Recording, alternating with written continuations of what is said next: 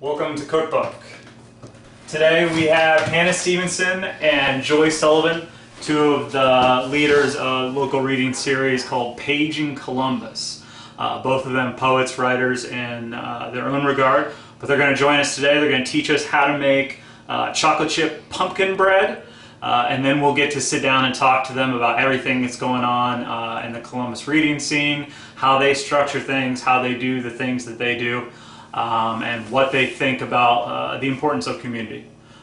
So we'll get to make that with them, have a nice conversation, and enjoy what sounds to be like some delicious chocolate chip pumpkin bread. Welcome to CookBook.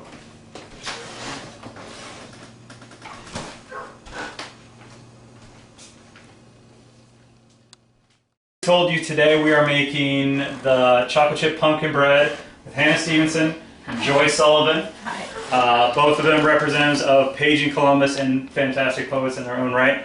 So, how do we make chocolate chip pumpkin bread? Okay, so we need, for the wet ingredients, maybe we use the bigger bowl for that one. Does that make sense? Okay. Seems What goes like first? So let's see. We can do it says in the larger one. So I don't know about will our pumpkin and eggs fit in here?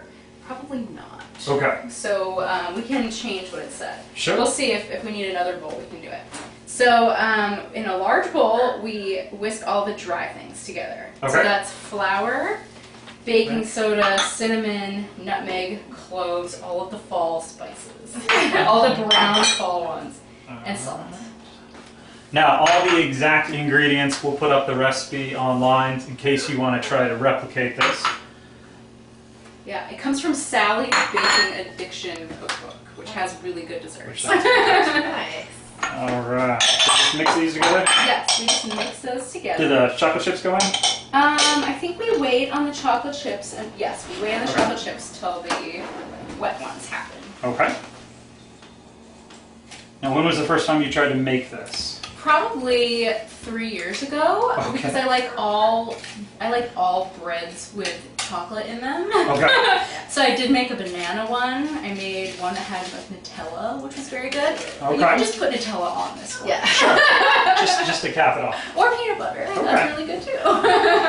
Now, Joy, have you tried this yet? I have not, so Okay. I'm pretty excited to see. Well, we've had, who was it? Maggie Smith confessed to bribing people with desserts. Is this something you do as well? That's excellent. I have given gifts, like gifts of dessert. Sure, okay. Or either homemade or purchased. Okay.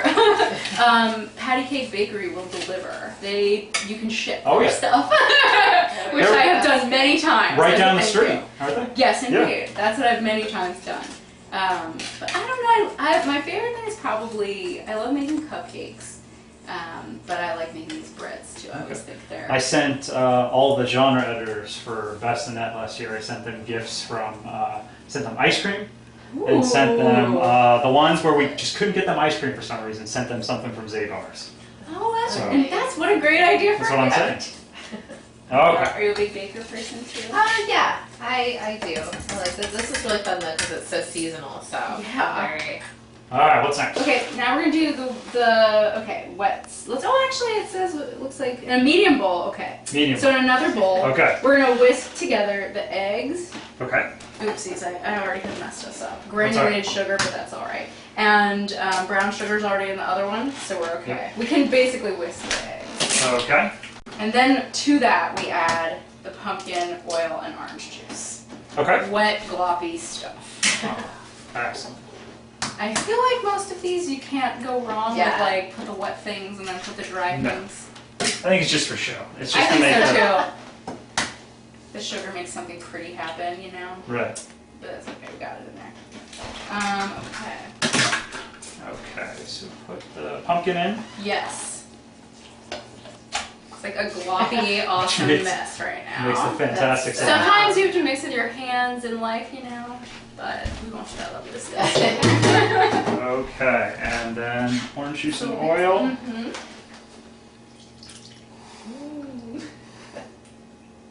That looks great! Delicious! Done. You two can have a pumpkin omelet. Okay. Okay. And you said the chips as well, or wait No, till this we're is gonna all... wait until they're all mixed together, and then we're gonna then put them in here together. I think this is the closest thing we've done to witchcraft so far. It looks gross so far, but it won't.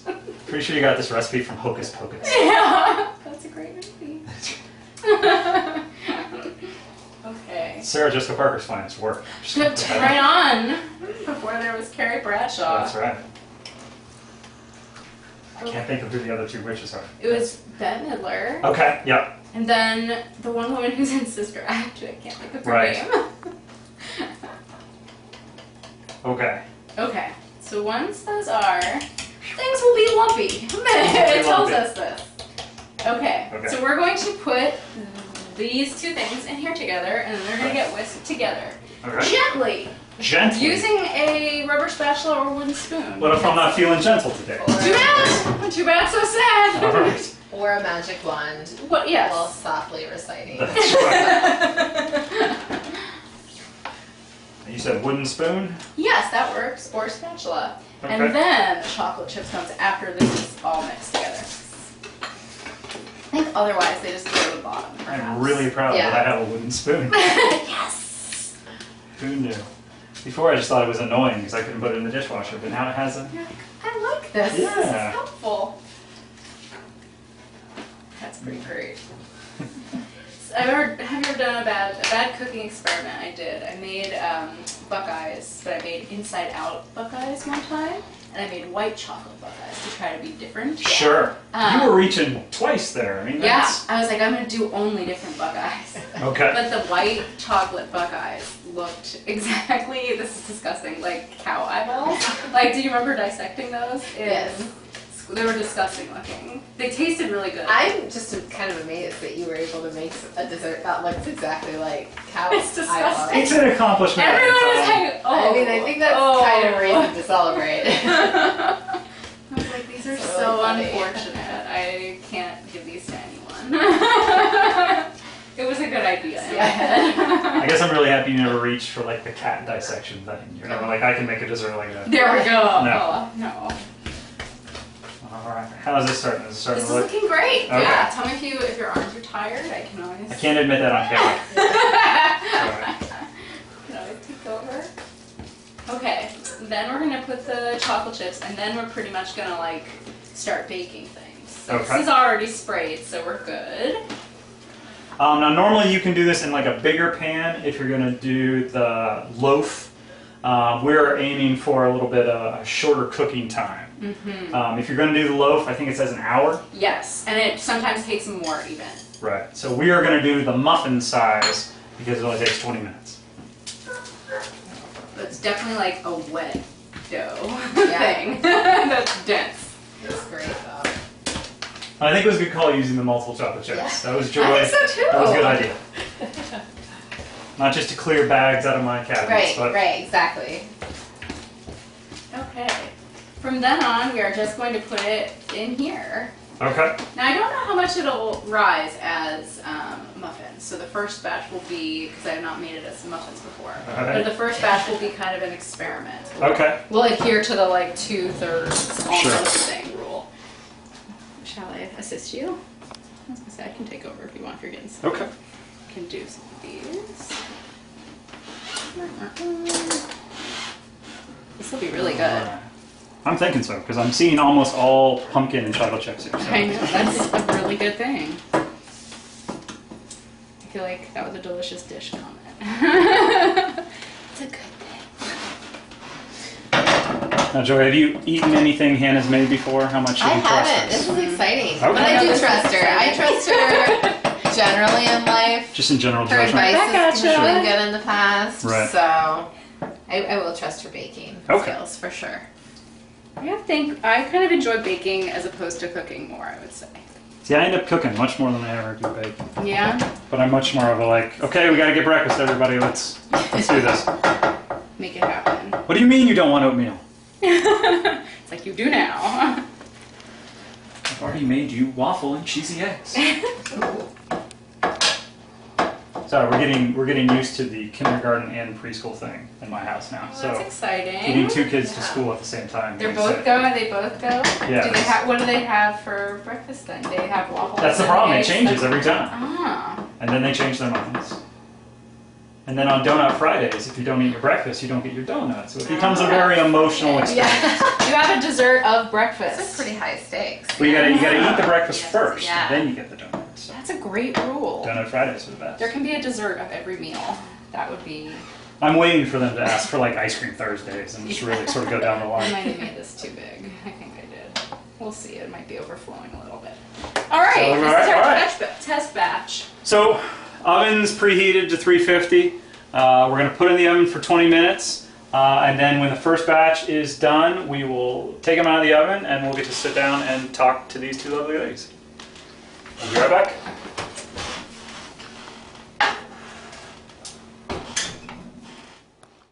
The chocolate chip pumpkin muffins all ready. They look and smell delicious. As we've already talked about, the kitchen in this house is going to be one of the places to be in Columbus for a little while due to the smell. So we'll get to enjoy these, but as we do, I wanted to ask, how's Paging Columbus going? It's going really well.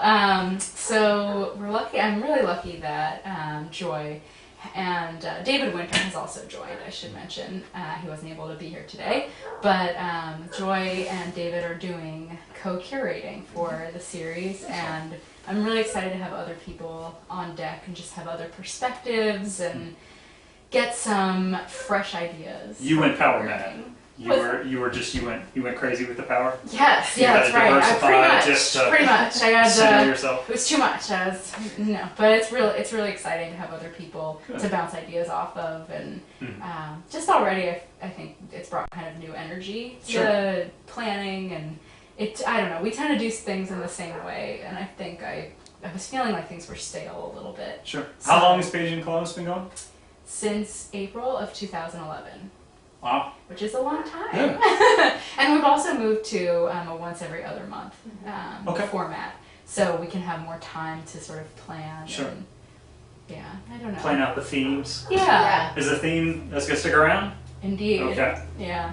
And we've talked about a lot of different kinds of events as well, so we're not. Okay. In the past we've done other kinds of events like panels or Nice. book fair-esque type of things. So we'd like to bring. You've incorporated more than poetry too. I mean, there's Absolutely. fiction and nonfiction, movies. There's I try to get more. I mean, every genre involved, and the one gentleman who did sort of storytelling about Columbus and told the story about when the fake flood happened. yeah. He was telling a story about how someone started a rumor that there was a flood in Columbus and the dam had broken and all these things. That's and right. people were racing down the street. That's right. Like one afternoon in Columbus, they thought Yeah. it was going to flood for some reason. I remember that one. Yeah. That was really fun. So like having historians and I mean that's interesting. I think that's interesting Yeah. too, and it's just a nice blend to not have.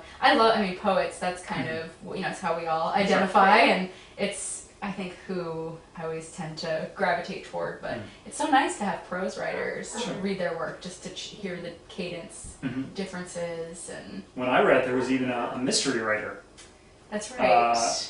Yvette? It was Yolanda. Yolanda. Yes. Yolanda read, and she Yeah. read one of the openings to one of her novels. Yeah. So that was interesting. I know. Yeah. It's fun to have different. I like having the different genres in each event because otherwise, it's easy to hear. We poets I think have it easier. Sure. In readings, you get to do bam, bam, bam, bam, all these short ones and change your mood each time, but it's harder. I've never read prose. The banter's all planned. We know what we're Yeah, gonna that's say. right. Sure. Which so much to me, we have it easier. I think it's a lot harder to read a long piece. I've never. Yeah. Have you ever done anything like that? I've never read a longer Yeah, piece. no, I've never really honestly had the courage to read an extended piece for any reading set. But I love that we have people that come into Paging Columbus and do that kind of thing. Right. A recent one I was at last year, she did translations from a book. I don't remember her name. That was Julia Graumeyer. Yes, and I just thought it was fantastic, and I love that we have that kind of interconnectivity at the events. I think it's really cool, and also it's very inspiring, and I love that the writing community in Columbus can kind of grow in that way, that we can have some collaboration with people outside our specific genres. So I think that's a cool feature of Paging Columbus for sure. And when did you read for Paging Columbus? It was a long time ago. Yeah, 2012 or 11? I think it was 3 years ago. And it was one of my first gigs in Columbus. Nice. That was kind of fun, and then I got to meet Hannah, and the rest is history, as they say. Nice. And here we are. Right. I think the longest thing I ever read was the crowd sequence from Temporary Champions, and I think that's like 10 minutes long. That's fun. But I don't think I've gone longer than that. I think it would be it's hard to not have, well, we don't always get feedback in between poems because sometimes there's not, it's always do I clap or do I not clap. People have that weirdness. And I think if you're not used to going to those kind of events, you are looking to be signaled somehow. So if there's not the clapping, which is fine with me, that's like better sometimes, that you don't feel people feel pressured to be constantly, every 3 minutes, especially on the really short pieces. But it can be hard if you don't have that feedback to know if they're still with you. Right. And I like to pick out people in the crowd and sort of have conversations with them while the reading's going on. Yeah. So like the last one we did with Sandy Marchetti and Ruth Awad and everything, and we had people we knew in the crowd, and I would just I'd talk to Maggie, I'd talk to Sandy, I'd talk to, and just that's fun. Sort of loosens everyone up a little bit. They're not sort of wary. I had about 15 students from my school came to the reading. That is awesome. They were willing to do it as a field trip at my school. That is great. And so they were like fantastic. Really nervous, and I let them all get one shot of tequila, because they were nervous about being at a poetry reading for the first time ever. It was the first time they did it, and they were like, didn't know. They all sat together, and so the fact that people were talking to each other and they didn't have to just be silent, and that's nice. It makes it better atmosphere. Yeah, that is nice. That's funny you say like being nervous to attend those, because I think I hope that people come to Paging Columbus and other events who aren't just the seasoned vets who are the ones who usually read, but it's people experimenting and thinking, this is the first time I've gone to something like this, and how do I act, and what do I say, and is it okay to talk to another person sitting by me, which it is. And yeah. And I think the urban art space is a great venue to have it there too. It's fun to go and look at the other exhibits and see what's on gallery that night. And they change them enough that there's normally something new and interesting to check out.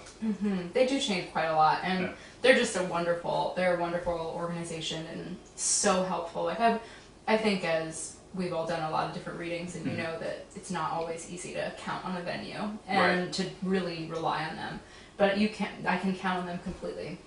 They're totally responsible. And even they're so helpful. The students there, they'll show up, they'll help you set up, they'll do the whole thing. It's wonderful, and they're very helpful with sound, like fixing. If there's sometimes the exhibits have sound that goes along with them, and it's one of those things you don't think about till it's going on and it's dead silent, and then you notice, and you're like, ambient sound. So they're very helpful, and if there's flashing lights, they'll help take things down for the moment. The time I read there, I was early enough that they were sort of milling around, and I'm marking up, trying to paste some things on a longer poem, and they go, "Are you here to read?" "Yeah." "Right on, dude." Right. Oh, that's nice. Yeah, very nice. That's very sweet.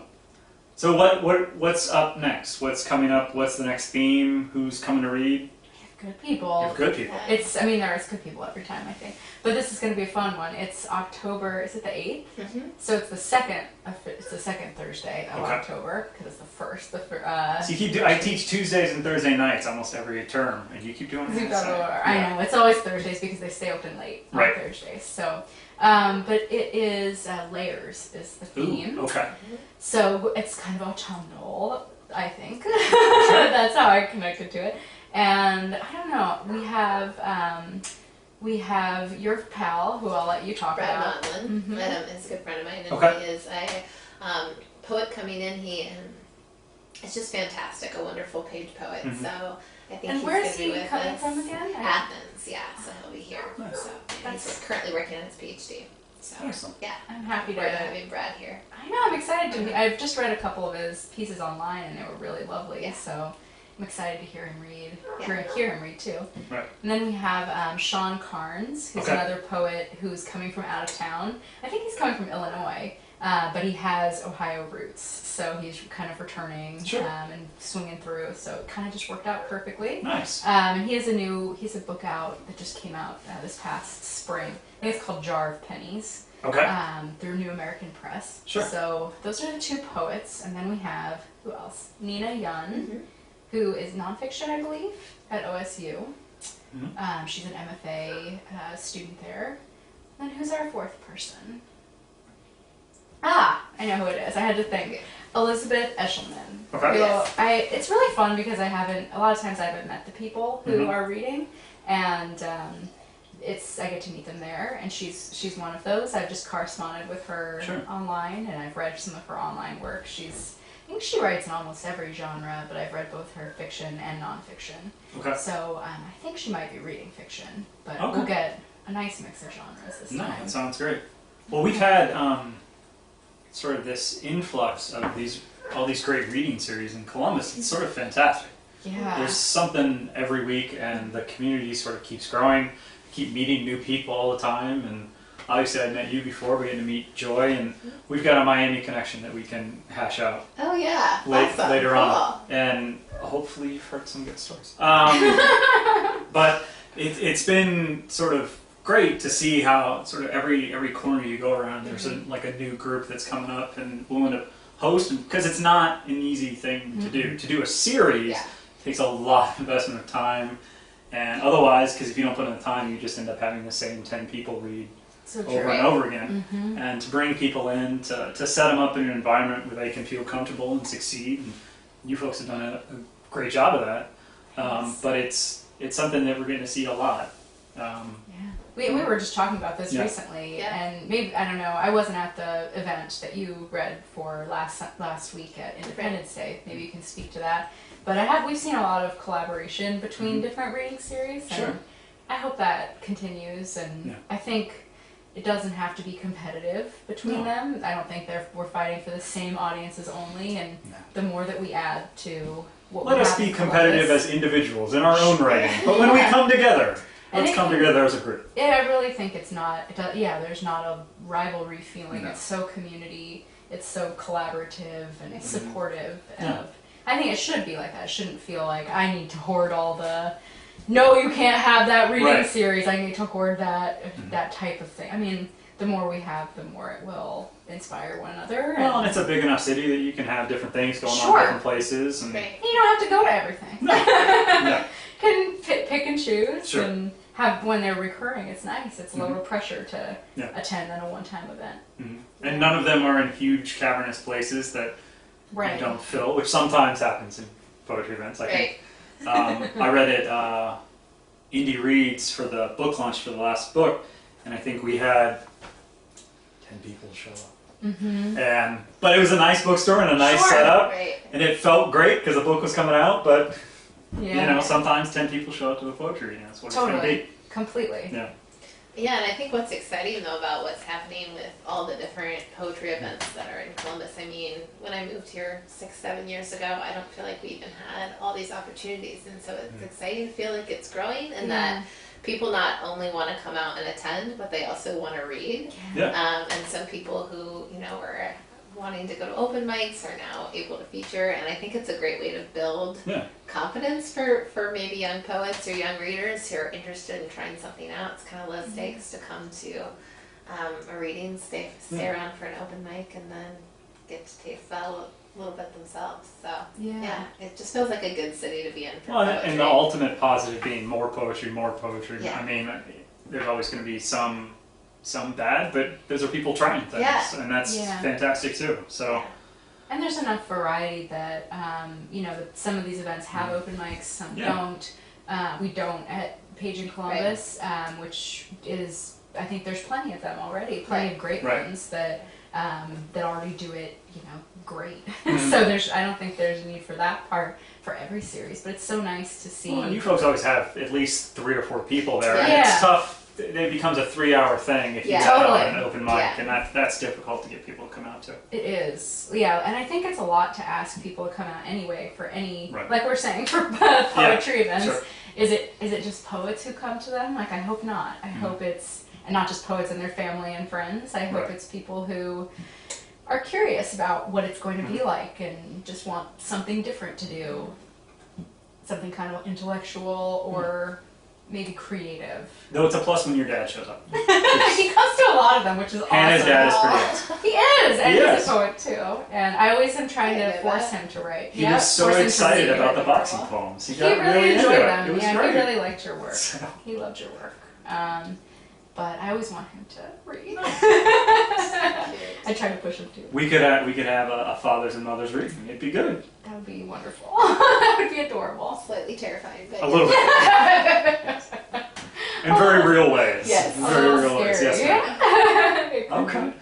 Well, you said October 8th. October 8th is the next Page and Columbus reading, and then that means that the next one would be in December.